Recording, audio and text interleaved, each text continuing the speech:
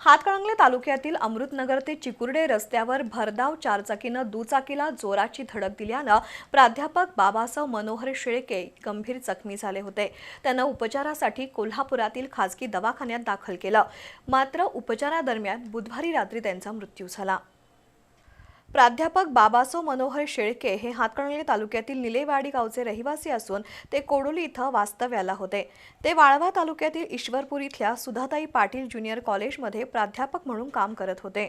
बुधवारी दुपारी कॉलेज सुटल्यानंतर दुचाकीवरून ते कोडोलीला चालले होते। दरम्यान अमृतनगरहून चिकुर्डेकडे भरधाव वेगाने चाललेल्या एका चारचाकीनं बिरदे वसाहतीजवळ समोरून येणाऱ्या प्राध्यापक बाबासाव शेळके यांच्या दुचाकीला जोराची धडक दिली। ही धडक इतकी जोराची होती की त्या धडकेत दुचाकीचा पूर्ण चक्काचूर झाला आणि चारचाकी 500 मीटर शेतात जाऊन थांबली। या अपघातानंतर पलायन करण्याच्या प्रयत्नात असलेल्या चारचाकीच्या चालकाला नागरिकांनी चोप देऊन पोलिसांच्या ताब्यात दिलं। या अपघातात प्राध्यापक शेळके हे गंभीर जखमी झाले होते। अपघातानंतर त्यांना तातडीने कोल्हापुरातील खासगी रुग्णालयात उपचारासाठी दाखल करण्यात आलं होतं, मात्र उपचारादरम्यान शेळके यांचा बुधवारी रात्री मृत्यू झाला। प्राध्यापक बाबासाव शेळके यांच्या अपघाती निधनामुळे परिसरात हळहळ व्यक्त केली जाते। या प्रकरणी वडगाव पोलिसात गुन्हा दाखल झाला असून चारचाकीसह चालकाला ताब्यात घेण्यात आलंय।